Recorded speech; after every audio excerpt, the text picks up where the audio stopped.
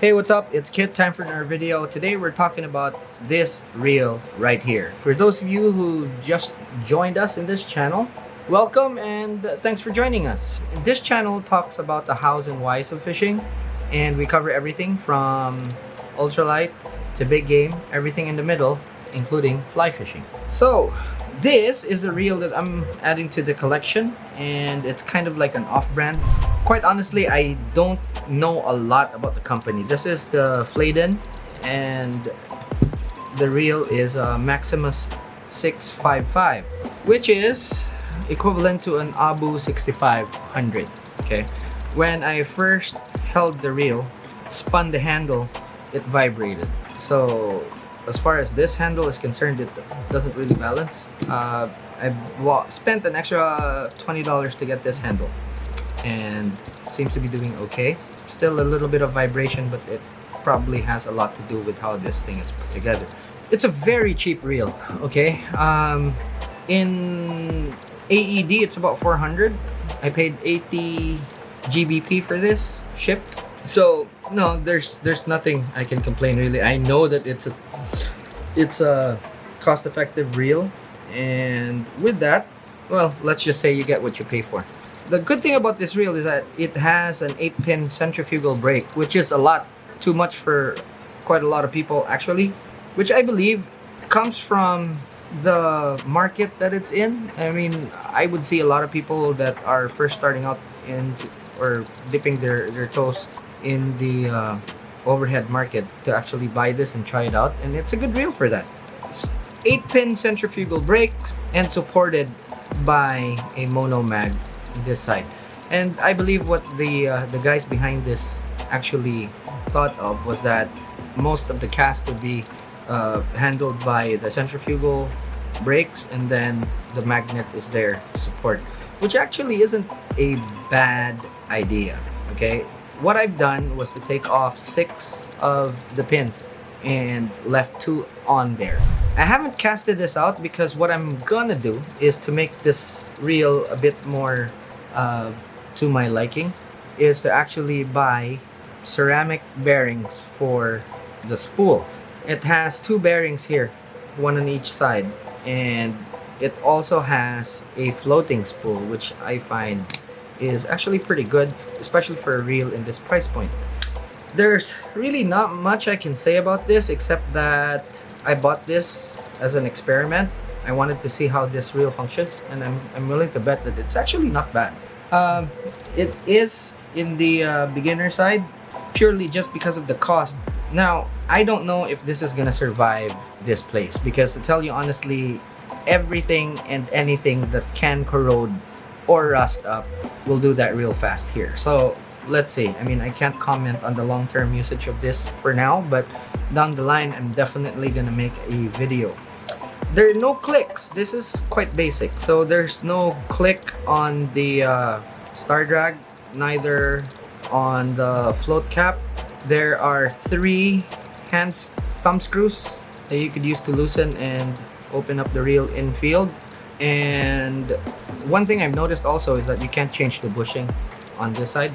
So I guess if you really want to modify this reel, you're gonna have to really fabricate things according to the fit. Now, I have not casted this yet. Okay, so it will be done when I get my bearings and put on here, because what I want to find out is if I need to add a bit more of the brake blocks before I do that. This whole thing is for an experiment. I bought a UK style rod, and a cheap UK style rod, and this one would be the reel. So the idea is going to have a South African style rod and reel side by side with this one, and all in the same price point. But from what I'm seeing, actually, you know, for the money, you can actually get a better set of gears from South Africa, and it has a lot to do with economics. But I mean, this is an 80-pound reel, and for that kind of money, you can actually already get kind of a good reel in South Africa for the price. Same with the rods. Okay, with the rod that I bought, which is a Sonic SKS Black. Now, twice I ordered twice they arrived broken. Good thing that I did get a refund for both of them. So, you know, the rod, or the second rod, had the guides broken, and the company that I bought it from in the UK actually refunded me the money because it was just too much trouble to ship it back to them and, you know, get another one. But we'll see once it's put together. What I'm really interested in is how different these two styles are. UK style, there's a lot of distance involved, and I want to see exactly what the guys that are just starting out are experiencing in the UK, and the same with South African style. Both overheads, of course, both will be on 14-foot rods and pretty much spooled with the same exact line, everything. So that'll be very interesting. Even the rigs I'm gonna use and the bait is going to be specific for each place. So that's a video coming in the future. Now, the funny thing is that this is something, well, not funny, but the interesting thing about this is that I will be doing this outside of the UK and South Africa. Irregardless of the result of this whole experiment, I am pretty sure that it's gonna be fun.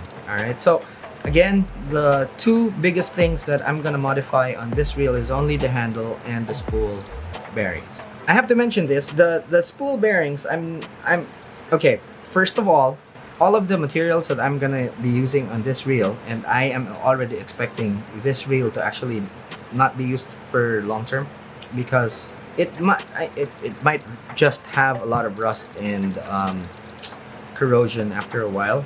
But we'll see. It remains to be seen. But just in case that happens, I made sure that the spool bearings and the handle could be actually used elsewhere. So that's good for me. And who knows, maybe there are some parts that would actually fit somewhere else, or some of the reels that I have, but this handle would definitely go to one of the reels that I have, I'm sure. And the spool bearings of this actually fits the first version 525, which I haven't modded yet. So it'll be something, at least even if I return this all to stock and just keep it in the collection, it's something that I have, and you know, just a memento, I guess.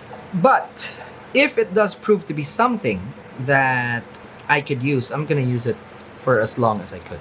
All right, now this is specifically for beach fishing, and I don't really see using this on a kayak or on a boat. It is a very interesting reel. I mean, it almost looks like an souped up Abu Garcia. It's not the smoothest reel in the world. It only has basically 3 bearings, and the whole lot would be bushings. So you have an anti-reverse bearing and then 2 spool bearings. That's it.